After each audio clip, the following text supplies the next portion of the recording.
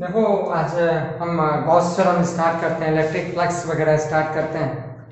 तो सबसे पहले हम इसमें देखते हैं एरिया वेक्टर को देखना स्टार्ट करते हैं। तो आज स्टार्ट करते हैं यहाँ से, फर्स्ट इज एरिया वेक्टर। तो स्टार्ट कर रहा हूँ, आज देखना बड़ा ध्यान से एरिया वेक्टर यहाँ से। तो एरिया वेक्टर स्टार्ट करते हैं, एरिया वेक्टर हम निकालते हैं, है ना। तो देखो एरिया वेक्टर निकालोगे कैसे, सबसे पहला शब्द ये सीख जाओ, area is a vector quantity. Area not is a scalar quantity, that is the vector quantity. इसको हम वेक्टर से क्या करते हैं, डिनोट करते हैं। तो वेक्टर निकालेंगे कैसे ये भी हम देखते हैं, क्रॉस प्रोडक्ट करके थ्रू निकाला जाता है। तो एग्जांपल के साथ हम स्टार्ट करते हैं। मान लो जैसे ये दे रखा है, ऐसे सिंपल सा दे। अब इसका नाम क्या रखें, ए, इसका क्या नाम रखेंगे, बी, इसका नाम सी, इसका नाम क्या देते हैं, बी दे देते हैं। तो जो ए से बी जाएगा, ए से बी, तो मान लो ये हम एक्सिस वाइज देखें, तो this is denoted by X, ये Y this is denoted by किससे, जेड से। तो हम यहाँ से एरिया निकालते हैं। तो एरिया देखो निकलेगा कैसे, ये ए बी है, कुछ ना कुछ लेंथ होगा। तो हम लेंथ को, ए बी के लेंथ को किससे डिनोट करते हैं, ए से करते हैं। दूसरा मेरे पास क्या आ जाता है, ए डी, ए डी को हम किससे डिनोट करते हैं, बी से डिनोट करते हैं। तो जो ए बी आएगा, ए बी ये एक्स एक्सिस के लिए दे रहा है। तो वेक्टर फॉर्म में यदि हम एरिया निकालें, area is equal to A B cross हमें ए बी दे देगा, A B that is the area. This cross this, ये इसका क्रॉस इसका, दिस इज डिनोटेड बाय किससे, एरिया वेक्टर से। इसको हम किससे डिनोट करते हैं, एरिया वेक्टर से डिनोट करते हैं। तो दोनों का क्या निकालते हैं, क्रॉस प्रोडक्ट निकालते हैं। तो ए बी के बदले क्या यूज करोगे, ए बी के बदले क्या यूज करोगे, ए आई यूज करोगे। और दूसरा जो मेरे पास आएगा, एक मिनट रुक जाओ, थोड़ा इसको पोलियो की ड्रॉप पिलाने दो, अब जाके चलेगा। देखना बड़ा ध्यान से समझना, बड़ा ध्यान से समझना। ए बी आएगा, ए बी डिनोटेड बाय किससे, ए से, ए डी डिनोटेड बाय किससे, बी से। ये चीज क्या देगा, ए आई इनटू ये क्या दे देगा, बी जे दे देगा। तो ए बी क्या है, मैग्नीट्यूड है, सीधा बाहर, तो ए बी बाहर हो गया। तो आई क्रॉस क्या दिया, जे दे दिया, जे। दिस आई क्रॉस जे बराबर कितना आ जाएगा, कि ये सीधे बाहर की तरफ चला जाएगा। यानी ये इसका एरिया वेक्टर किधर चला जाएगा, पॉजिटिव ऑफ जेड एक्सिस, यानी आउटसाइड द बोर्ड। ये बोर्ड के क्या चला जाएगा, बाहर चला जाएगा। तो ये एरिया वेक्टर है, this is the area, this is the area vector. ये मैग्नीट्यूड दे दिया और ये क्या देगा, डायरेक्शन देगा। हमेशा नॉर्मल या परपेंडिकुलर टू द क्या रहेगा, सरफेस रहेगा। देखो ये x है, ये y है, तो z किधर चला गया, बाहर, दैट इज द आउटसाइड, या परपेंडिकुलर टू द क्या दे दिया, सरफेस दे दिया, and that is denoted by किससे, एरिया वेक्टर से। एक और एग्जांपल देता हूं, मान लो जैसे एक सर्कल दे रखा है, ऐसे सर्कल दे रखा है, और ये सर्कल x प्लेन में दे रखा है। किस प्लेन में दे रखा है, x प्लेन। आपको इससे बना दिया, इस ढंग से, ऐसे बना दिया। इसको क्या बोलते हैं, एक्स एक्सिस, इसको वाई एक्सिस, इसको क्या बोलते हैं, जेड एक्सिस। तो ये जो तुम्हारा दे रखा है, एक्स जेड प्लेन में से दे दिया, एक्स जेड प्लेन, कहता है एरिया वेक्टर निकाल। तो एरिया वेक्टर टर्न करवाओ, सीधे किधर चला जाएगा, ऊपर की तरफ। कौन सा एक्सिस जाएगा, वाई एक्सिस जाएगा। तो एरिया वेक्टर सीधा क्या लिख दोगे, पाई आर स्क्वायर, और यहाँ पर क्या जाएगा, जी आ जाएगा। यानी इसके परपेंडिकुलर आएगा, इससे ऊपर की तरफ, या मे भी यदि डाउनवर्ड भी जा सकता है, ऐसे ऐसे ऐसे ऐसे। ये भी क्या दे देगा, माइनस पाई स्क्वायर क्या दे देगा, जी दे देगा। समझ रहे हो मेरी बात, ये चाहे ऊपर दे देगा, ये चाहे क्या देगा, नीचे देगा, प्लेन के ऊपर या प्लेन के नीचे, यानी लेकिन रहेगा क्या, हमेशा परपेंडिकुलर टू द क्या रहेगा, सरफेस रहेगा। इस ढंग से हम एरिया वेक्टर किसी भी चीज का निकाल सकते हैं, जो भी मुझे दिया रहेगा, जैसा भी सरफेस रहेगा, जैसा भी प्लेन रहेगा, उस प्लेन के रिस्पेक्ट में हम एरिया वेक्टर को निकाल सकते हैं। ये मेरा जानना अत्यंत ही क्या था, आवश्यक था, तभी हम इलेक्ट्रिक फ्लक्स को पढ़ सकते हैं या गॉस थ्योरम को पढ़ सकते हैं। सबसे फर्स्ट चीज हम क्या देखते हैं, एरिया वेक्टर देखते हैं। किसी भी टाइप का क्वेश्चन पूछे तो हम इसको फाइंड आउट कर सकते हैं, एरिया वेक्टर। नेक्स्ट देखते हैं, दैट इज इलेक्ट्रिक फ्लक्स देखते हैं। क्या देखते हैं अब? इलेक्ट्रिक फ्लक्स देखते हैं। तो देखो सबसे पहले यूनिफॉर्म इलेक्ट्रिक फील्ड दिया जाएगा इससे। This is the uniform electric field, समझना है इस चीज को। ये इलेक्ट्रिक फील्ड दे रखा है, ये यूनिफॉर्म इन नेचर, इस ढंग से इलेक्ट्रिक फील्ड दे रखा है। और इसी में हम कोई सरफेस लेते हैं, क्लोज सरफेस। तो मान लो ये क्लोज सरफेस हमने ले लिया इतना। तो इस देखो हमने अभी क्या सीखा है? एरिया वेक्टर ऑलवेज क्या होता है? Perpendicular to the surface. तो ये जो क्लोज सर्किल है इससे हम परपेंडिकुलर जाते हैं। तो देखो इस ढंग से हाथ घुमाओ, सीधा परपेंडिकुलर किधर जाएगा? बाहर की तरफ। ये सीधा यहां से बाहर की तरफ चलाते हैं। This is the area vector. यदि मैं इसको यूज करूं तो दिस इससे परपेंडिकुलर क्या दे दिया? Area vector. तो इसको हम क्या लिखते हैं? Delta S. अब ये तो बड़ा हो सकता है, अभी छोटा सा लिए सरफेस ले लिए, डेल्टा एस लिए, और इसका कुछ न कुछ क्या होगा? मैग्नीट्यूड। तो मैं ईटा लगा देता हूं इसमें। This eta stands for unit vector, जो कि डायरेक्शन देगा, किसका देगा? एरिया वेक्टर का देगा। और ये जो डायरेक्शन है, ये डायरेक्शन किसका? इलेक्ट्रिक फील्ड का। ये डायरेक्शन किसका? इलेक्ट्रिक फील्ड का।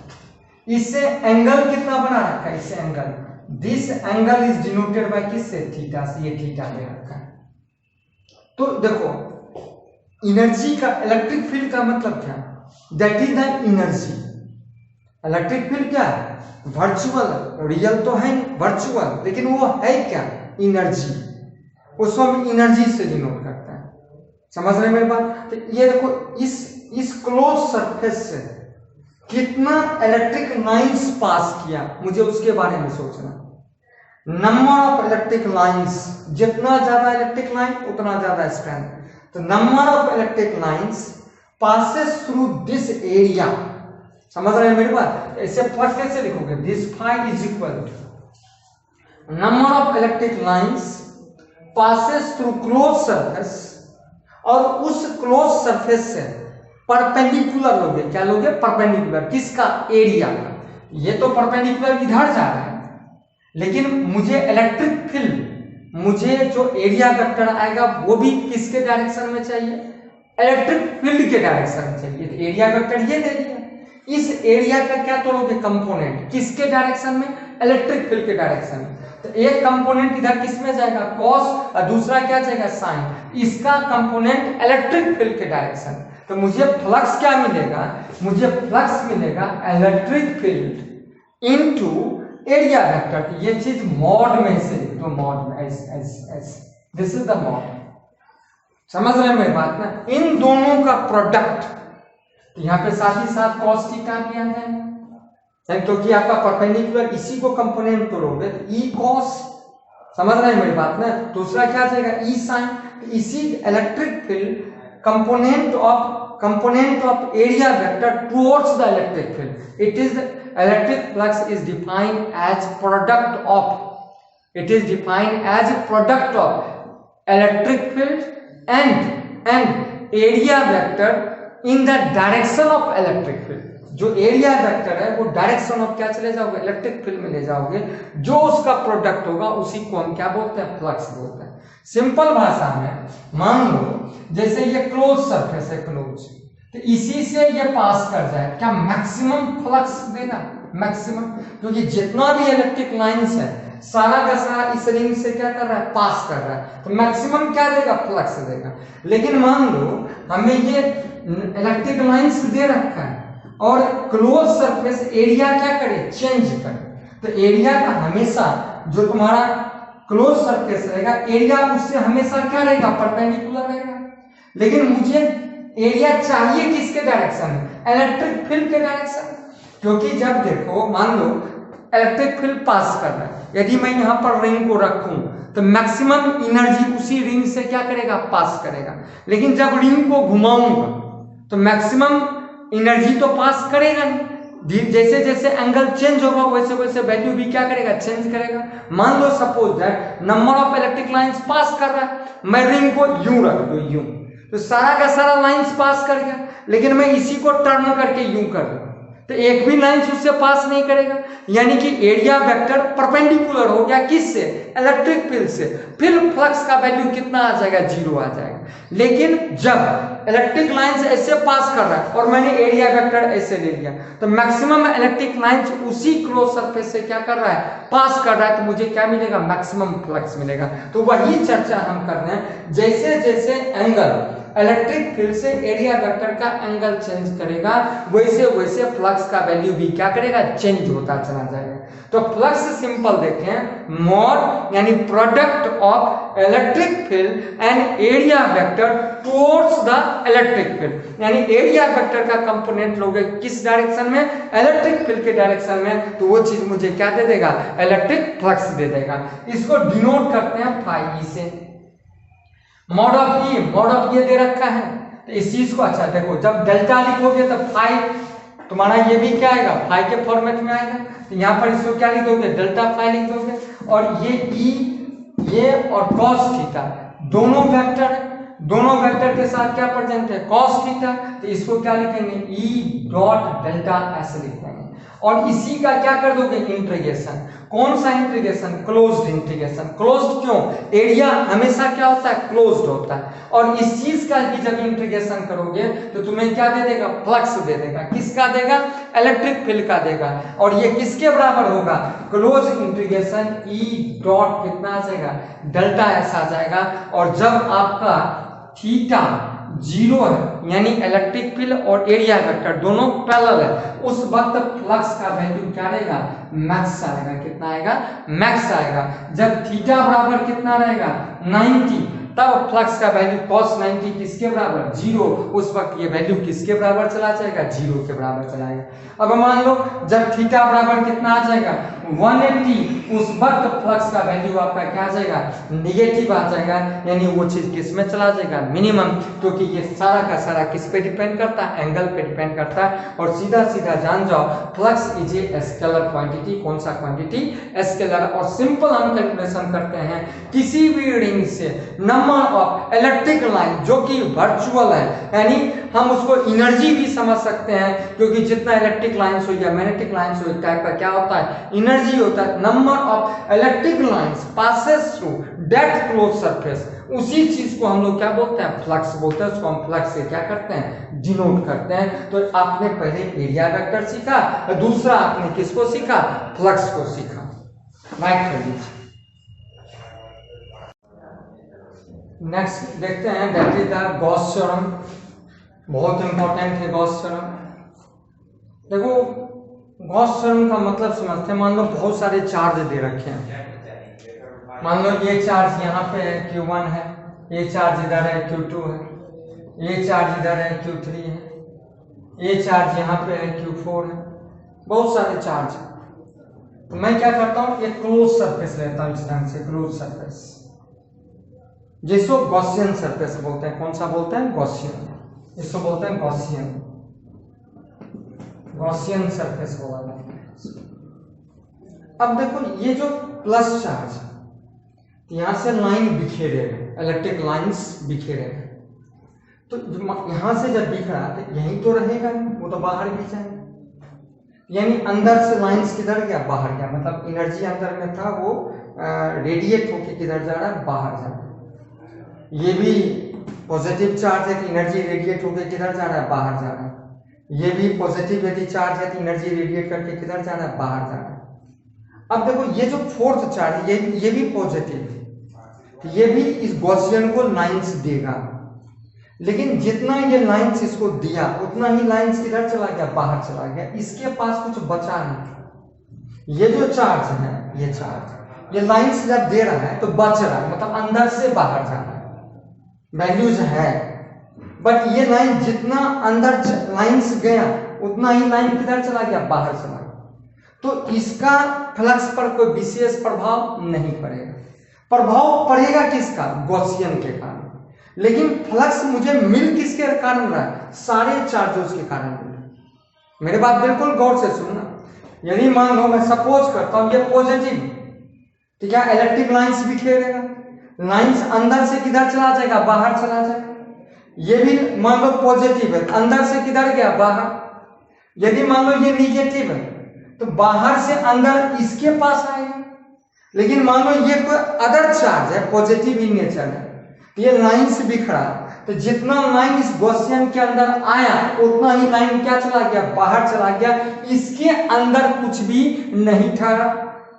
तो फ्लक्स पर, इसके फ्लक्स के मैग्नीट्यूड पर इसके कारण कोई प्रभाव नहीं पड़ेगा, क्योंकि जितना गॉसियन में आया उतना ही बाहर चला गया। प्रभाव पड़ेगा किसका, जो अंदर में प्रेजेंट। तो हम लोग फ्लक्स बोलता, गॉस बोलता क्या है, गॉस बोलता है फ्लक्स जो होगा, कौन सा flux, electric flux, that is directly proportional to net charge. This net का मतलब इस गॉसियन के अंदर में vector sum of the charges. मैंने वेक्टर सम यूज किया। चार्ज कोई वेक्टर क्वांटिटी नहीं होता है, स्केलर होता है। मैंने वेक्टर सम का मतलब जितना भी मैग्नीट्यूड दे रखा है, मैग्नीट्यूड के साथ जोड़ने की बात कर रहा हूं। ये पॉजिटिव, ये पॉजिटिव, ये क्या दे रखा है, निगेटिव दे रखा है। इन दोनों को जोड़ूंगा और इसको क्या कर दूंगा, सब्ट्रैक्ट कर दूंगा, तो जो चार्ज मिलेगा ऐड कर, बाहरी को यूज नहीं करोगे। क्यों नहीं, क्योंकि ये बाहर वाला जितना लाइन्स दे रहा उतना तो बाहर चला गया, जितना नहीं किया उतना ही क्या चला गया, और कोई प्रभाव तो पड़ेगा। प्रभाव पड़ेगा जो सिर्फ और सिर्फ गॉसियन के अंदर में। तो हम लिखते हैं flux due to electric field that is directly proportional to net charge inside the Gaussian. The flux electric directly proportional to net charge of the Gaussian. तो this flux electrostatic is equal to, जब proportionality हटाओगे तो सम क्या आ जाएगा, constant. क्या लिखोगे, Q net upon कितना आ जाएगा, एप्सिलॉन आ जाएगा। ये भी फ्लक्स आया और जो प्रीवियस पढ़े वो भी फ्लक्स था। दोनों का फ्लक्स का वैल्यू क्या रहेगा, सेम रहेगा। तो हम दोनों को क्या कर देंगे, इक्वेट कर देंगे। तो मेरे पास क्या आएगा, क्लोज इंटीग्रेशन। कौन सा इंटीग्रेशन, क्लोज। और यहाँ पर E डॉट कितना आ जाएगा, ds and that is equal to Q net upon कितना आ जाएगा, एप्सिलॉन नॉट आ जाएगा। यहाँ से हम टोटल इलेक्ट्रिक फील्ड को फाइंड आउट कर सकते हैं। This is denoted bye Gauss theorem. क्या बोलते हैं इसको, गॉस थ्योरम बोलते हैं। सपोज दैट एग्जांपल लेता हूं, मान लो ये गॉसियन, यहाँ पर 1 कूलम है, यहाँ पे 2 कूलम है, यहाँ पर -3 कूलम है, अगेन यहाँ पर 1 कूलम चार्ज दे रखा है कहता है, और यहाँ पर 4 कूलम, यहाँ पे -3 कूलम, यहाँ पे -4 कूलम, यहाँ पर -6 कूलम दे रखा है। देखो इस -3, -6, -4 और 4 का इस पे कोई इंपैक्ट नहीं पड़ेगा, क्योंकि जितना नंबर ऑफ लाइंस इन करेगा उतना ही नंबर ऑफ लाइंस आउट करेगा। तो जो outside of the Gaussian surface है इसके कारण भी इलेक्ट्रिक फील्ड मिलता है, लेकिन इस चार्ज का कोई भी प्रभाव नहीं पड़ता है। सिर्फ प्रभाव किसका पड़ता है, जो गॉसियन के क्या दे रखा है, अंदर में दे रखा है। तो गॉसियन में क्या है, 1 कूलम, 2 कूलम, 1 कूलम, -3 कूलम। हम जब फ्लक्स निकालते हैं, इलेक्ट्रिक फ्लक्स निकालते हैं, सबका क्या कर दोगे, समेशन। तो -3, 1 और 2 ये कैंसिल हो गया, कितना, 0। सिर्फ कितना दे देगा, 1 दे देगा। ये 1 बाय कितना आ जाएगा, एप्सिलॉन नॉट। और दिस इज डिनोटेड बाय किससे, गॉस थ्योरम। और गॉस थ्योरम और एरिया वेक्टर दोनों को जब मिलाते हो क्या मिलता है, क्लोज इंटीग्रेशन किसका, E डॉट किसका, ds का, and that is denoted bye Q net upon कितना आ जाएगा, एप्सिलॉन नॉट आ जाएगा। यानी ये तुम्हारा जो पार्ट मिला इलेक्ट्रिक फ्लक्स के थ्रू मिला, और ये जो पार्ट मिला वो किसके थ्रू मिला, गॉस थ्योरम के थ्रू मिला। दोनों को क्या कर दोगे, मिला दोगे, तो ये मेरे पास नेट क्या मिलेगा, इक्वेशन। इसके रिस्पेक्ट में हम कई अभी इलेक्ट्रिक फील्ड को निकालकर आपको प्रूव करवाएंगे और इसके रिस्पेक्ट में क्वेश्चन भी देखेंगे। तो पहले आप इसको नोट कर लीजिए। देखो क्वेश्चन अब ले रहे हैं, गॉस थ्योरम मैंने समझाया, इलेक्ट्रिक फ्लक्स समझाया और एरिया वेक्टर समझाया। हमें क्वेश्चन ले रहे हैं इसके रिस्पेक्ट में। S1 and S2 are 2 hollow concentric spheres, 2 spheres दे रखा है। इसको बोलते हैं S1, इसको क्या बोलते हैं, S2, 2 स्फीयर्स दे रखा है। आपको क्या कहता है, स्फीयर्स इनक्लोजिंग चार्जेस, चार्ज दे रखा है। S1 के अंदर में चार्ज कितना है, Q दे रखा है, और S2 के अंदर में चार्ज कितना दे रखा है, 3Q दे रखा है। कहता है what is the ratio of electric flux through S1 and S2। तो पहले हम इलेक्ट्रिक फ्लक्स निकालते हैं सरफेस S1 के कारण एंड सरफेस S2 के कारण। आप S1 निकाल दो, सीधा गॉस थ्योरम लगाते हैं। तो ये S1 हो गया, तो क्लोज सरफेस है, इसके अंदर ये क्लोज, इसके अंदर का चार्ज, इसके अंदर का चार्ज कितना दे रखा है, क्यू दे रखा है, तो सीधा ये क्यू अपान कितना आ जाएगा, एप्सिलॉन नॉट आ जाएगा।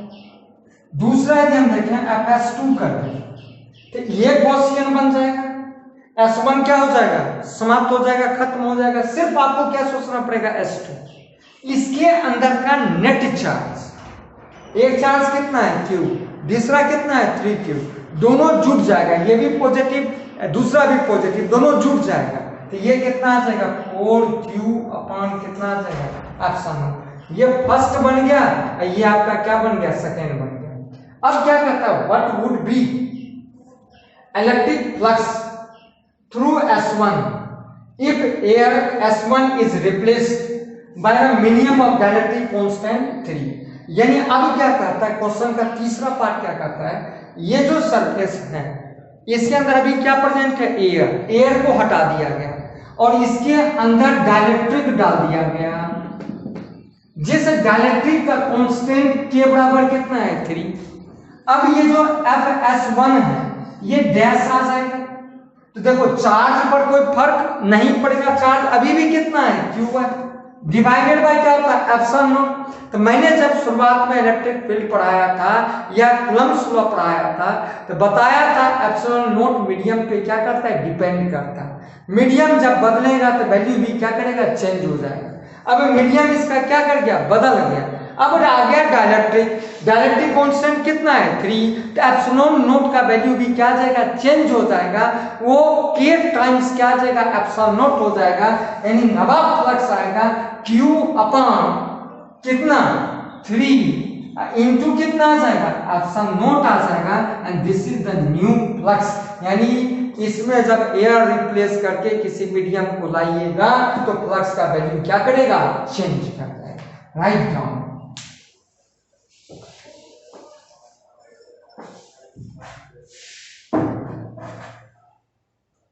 देखो क्या करता है, field due to an infinitely long straight uniformly charge wire, एक वायर ऐसा इन्फिनिटली है, इधर भी इन्फिनिट इधर भी इन्फिनिट, इसके कारण मुझे इलेक्ट्रिक फील्ड निकालना है by the Gauss theorem use करके। ये वायर दे रखा है, इस पे चार्ज है, आपको एक खास चीज दे रखा है दैट इज द लैम्डा, यानी इस पर लीनियर चार्ज डेंसिटी आपको दे रखा है, लीनियर चार्ज डेंसिटी दे रखा है। इनफाइनाइट वायर, पता नहीं कितने लेंथ का निकालना पड़ेगा, हम L लेंथ का निकाल करके वैल्यूज करते हैं। हम क्या करते हैं, गॉसियन देते हैं, इस पर हर जगह पॉजिटिव चार्ज है। कौन सा चार्ज है, पॉजिटिव। इधर भी इनफाइनाइट तक गया है और इधर भी कहां तक गया, इनफाइनाइट तक चला गया। ये पॉजिटिव चार्ज हर जगह डिस्ट्रीब्यूटेड है, उधर भी इनफाइनाइट तक गया है और इधर भी वो इनफाइनाइट तक जा चुका है। हम क्या करते हैं, इस पे गॉसियन सरफेस लेते हैं। कौन सा लेते हैं, गॉसियन। तो मान लीजिए मैं इसको इतना पॉजिटिव अच्छा नहीं लग रहा है तो मैं इसको हटा देता हूँ और यहाँ पर एक गॉसियन सरफेस ले लेता हूँ इस तरीके से। तो याद रखना, जो गॉसियन होगा लाइन के लिए, वायर के लिए सिलिंड्रिकल होगा। जब लीनियर की बात करोगे तो गॉसियन का नेचर कैसा होगा, सिलिंड्रिकल होगा। जब पॉइंट की बात करोगे तब नेचर कैसा होगा, स्फेरिकल होगा। हमेशा याद रखना। जब सीट लोगे, सीट लोगे तब भी नेचर कैसा रहेगा, स्फेरिकल, सॉरी सिलिंड्रिकल रहेगा। यानी लाइन के अबाउट और सीट के अबाउट कैसा रहेगा, सिलिंड्रिकल रहेगा। कैसे रहेगा हम सब सिखा रहे हैं आपको। दूसरा, पॉइंट के अबाउट स्फेरिकल, या स्फीयर के अबाउट भी क्या रहेगा, स्फेरिकल। मान लो चार्ज ले लीजिए, चार्ज को घेरना है, बंद करना है, क्लोज करना है, तो क्या करोगे, चारों तरफ से घेरोगे इसको। तो जब चारों तरफ से घेरोगे, बंद करोगे, तो उस समय नेचर कैसा रहेगा, स्फेरिकल रहेगा। या क्यूब भी हो सकता है, क्यूबनाइड भी हो सकता है, डिपेंड, क्वेश्चन पे डिपेंड करेगा, बढ़ता चला जाएगा। लेकिन याद रखना, जब लाइन चार्ज या सिलिंड्रिकल, सॉरी लाइन चार्ज या रॉड, उस वक्त नेचर कैसा रहेगा, सिलिंड्रिकल रहेगा। समझ रहे हैं मेरी बात। या जब सीट रहेगा तब भी सिलिंड्रिकल रहेगा। क्यों और कैसे, ठीक इसके बाद, ठीक इसके बाद। तो हम यहाँ स्फेरिकल नेचर देंगे साहब। ये स्फेरिकल नेचर दे दिया, हम स्फेरिकल नेचर ले लिए। सपोज किए कोई सिलिंड्रिकल नेचर है, sorry cylindrical not spherical, cylindrical nature ले लिए। हम सपोज कर रहे हैं इस सिलेंडर का लेंथ कितना दे रखा है, एल दे रखा है, और इस सिलेंडर का रेडियस कितना दे रखा है, आर दे रखा है। जो हमने गॉसियन दिया, हमने इसको क्या लिया, गॉसियन दिया, ये गॉसियन सरफेस लिया।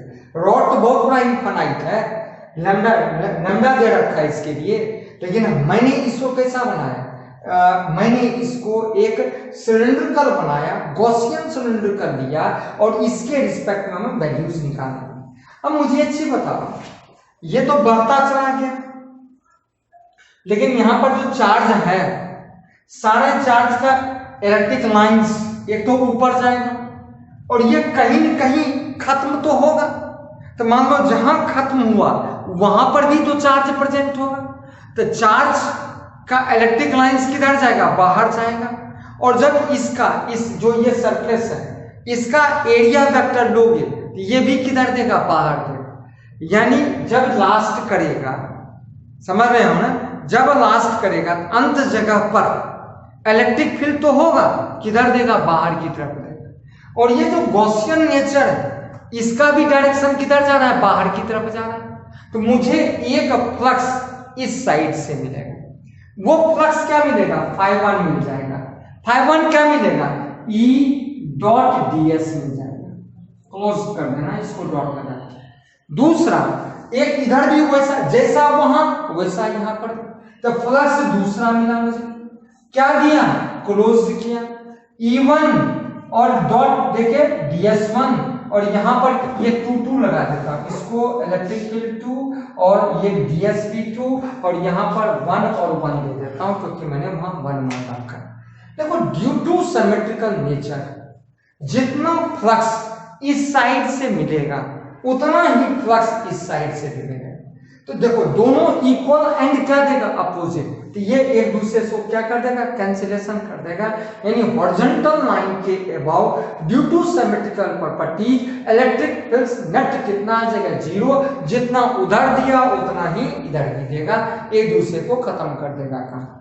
लेकिन ये जो सरफेस है, सरफेस इसके अबाउट भी तो फ्लक्स होगा, तो हम इसके अबाउट फ्लक्स को निकालते हैं। तो यहां पर एक गॉसियन सरफेस ले लिए, अगेन सिलेंडर पर, जैसे मान लो यही पेन है ना, इसके इस पे गॉसियन सरफेस पे, इस पे हर जगह चार्ज है मेरे, तो चार्ज इलेक्ट्रिक लाइंस किधर देगा, बाहर, या इस पे नहीं चार्ज है, अंदर तो चार्ज है, तो इससे लाइंस निकलेंगे, लाइंस इस सरफेस से क्या देगा, परपेंडिकुलर, तो पास टू ऐसे ही कर जाएगा बाबू।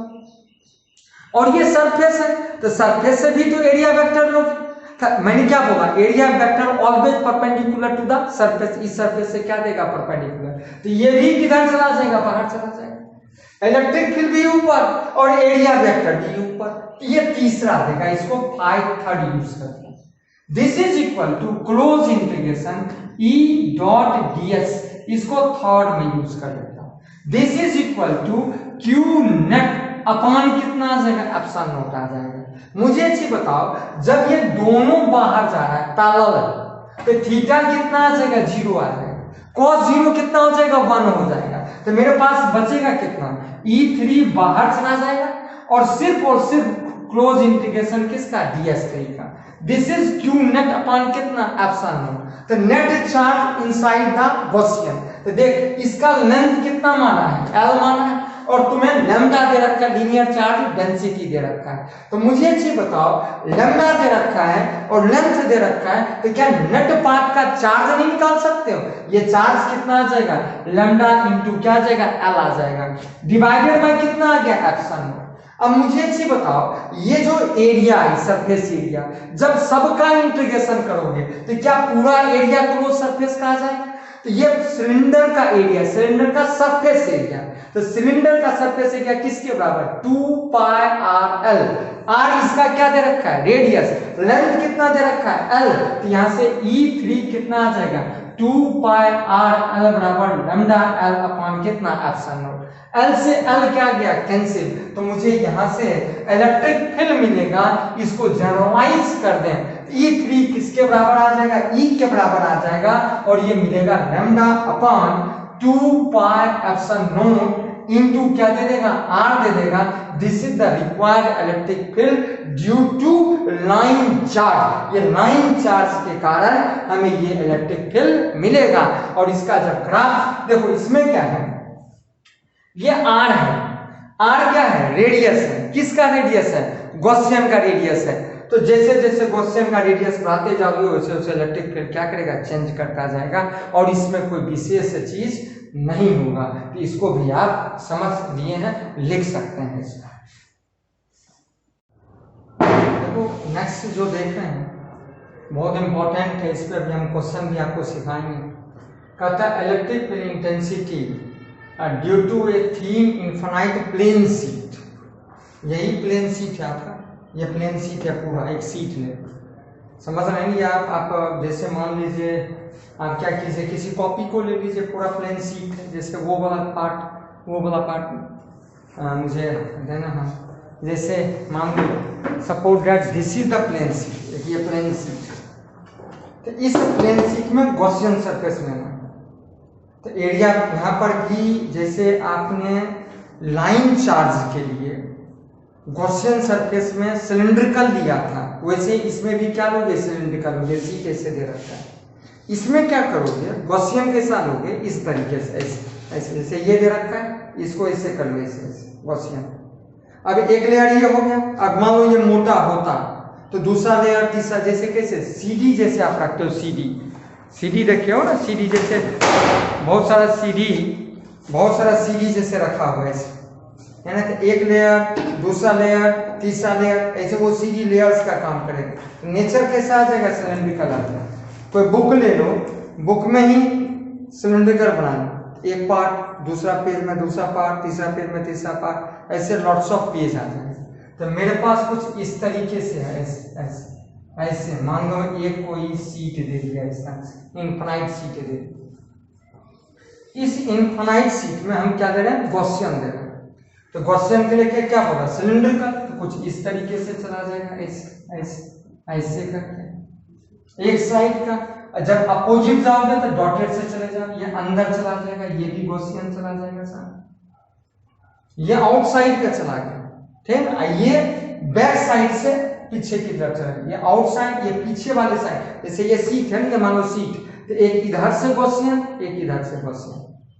तो ये फ्लक्स एक दे देगा, ये फ्लक्स दे देगा, साथ ही साथ ये दूसरा फ्लक्स दे देगा आपको, दोनों सिमेट्रिकल है। और ये सीट पे हम सरफेस चार्ज दे रहे हैं, सिग्मा सिखा चुका हूं, एक लैम्डा सिखाया था, सिग्मा सिखा रहा हूं, और रो सिखाया। तो रो कब आएगा, जब स्फीयर का केस रो देता है। तो यहां पर क्या आ जाएगा, सिग्मा आ जाएगा। तो इस साइड से भी फ्लक्स आया और इस साइड से भी फ्लक्स, नेट फ्लक्स निकाल।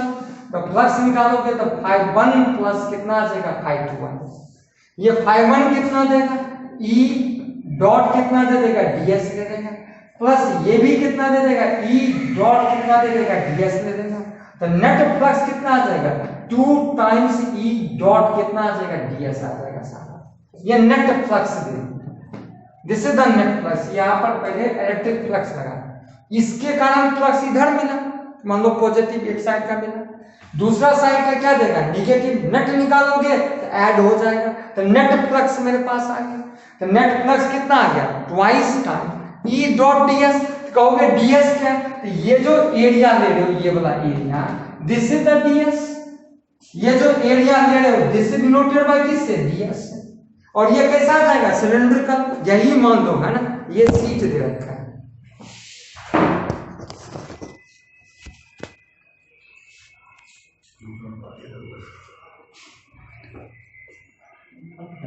कट जाएगा, चलिए दें सर, है ना। जैसे यही सीट दे रखा है, सीट जैसे दे रखा है, समझ रहे हो ना मेरी बात। तो ये सीट में इधर से गॉसियन ले लो, है ना, समझ रहे हो। तो ये ऐसे हो गया प्लेट, ये अपोजिट साइड, इधर भी गॉसियन ले लो। तो अंदर जितनी इसकी थिकनेस रहेगी, मान लो इतनी थिकनेस है, तो उतने थिकनेस का यदि हम निकाल दें, क्या एक सिलेंडर नहीं निकल जाएगा। उस सिलेंडर का मान लो इस पे सीट पे चार्ज है, इलेक्ट्रिक फील्ड इधर, इस सीट पे भी चार्ज है, इलेक्ट्रिक फील्ड इधर। तो दोनों इलेक्ट्रिक, एक इधर दिया, एक इस साइड दे दिया। इधर का फ्लक्स क्या देगा, पॉजिटिव, इधर का क्या देगा, निगेटिव। नेट जब करोगे तो दोनों चीज क्या हो जाएगा, ऐड हो जाएगा, तो फ्लक्स निकल गया। फिर हम किसको देखते हैं, गॉस थ्योरम को। तो Gauss theorem, from Gauss theorem से क्या लिखते हैं, गॉस क्या बोलता है, क्यू नेट अपॉन किससे, एप्सिलॉन नॉट। तो नेट चार्ज कितना आ जाएगा, नेट चार्ज कितना आएगा, सिग्मा इंटू कितना, ds। तो net charge Q net upon epsilon not, तो क्या लिखोगे, सिग्मा इंटू क्या लिखोगे, ds, एरिया, ये एरिया दे देगा, डिवाइडेड बाय कितना आ जाएगा, एप्सिलॉन नॉट। तो ये किससे आया, इलेक्ट्रिक फ्लक्स से, और ये चीज किससे आया, गॉस से आया। दोनों को क्या कर दोगे, इक्वेट कर दो। तो जब इक्वेट करोगे क्या मिलेगा, 2e dot ds, this is equal to sigma, dot हटा दें नेक्स्ट स्टेप में, ds अपॉन कितना, एप्सिलॉन नॉट। ये e डॉट ds दोनों क्या है, पैरेलल, दोनों चीज क्या है, पैरेलल। थीटा कितना आ जाएगा, 0, cos 0 कितना हो जाएगा, 1। तो सीधा मैं क्या लिख सकता हूं, 2e ds बराबर सिग्मा ds अपॉन कितना, एप्सिलॉन नॉट। ds क्या आ जाएगा, कैंसिल, तो यहां से इलेक्ट्रिक फील्ड आ गया सिग्मा अपॉन कितना, 2 एप्सिलॉन नॉट। बोलो यस या। ये सीट पे गॉसियन सिलेंड्रिकल जैसा, एक इस साइड से एक इस साइड से, एरिया कितना, ds, इधर फ्लक्स कितना, φ1, इधर फ्लक्स कितना, φ2, टोटल क्या निकालोगे, नेट, तो कितना आ गया, 2e डॉट ds आ गया। बोलो फिर क्या लगा लोगे, Gauss theorem, sigma ds upon कितना आ जाएगा, एप्सिलॉन नॉट। दोनों साइड को क्या कर दोगे, इक्वेट, दोनों क्या है, पैरेलल। cos थीटा कितना, 0, cos 0 कितना, 1। वहां से क्या निकालोगे, इलेक्ट्रिक फील्ड कितना मिला, सिग्मा अपॉन कितना मिल गया, 2 एप्सिलॉन नॉट। लिख लो इसे, देख लीजिए।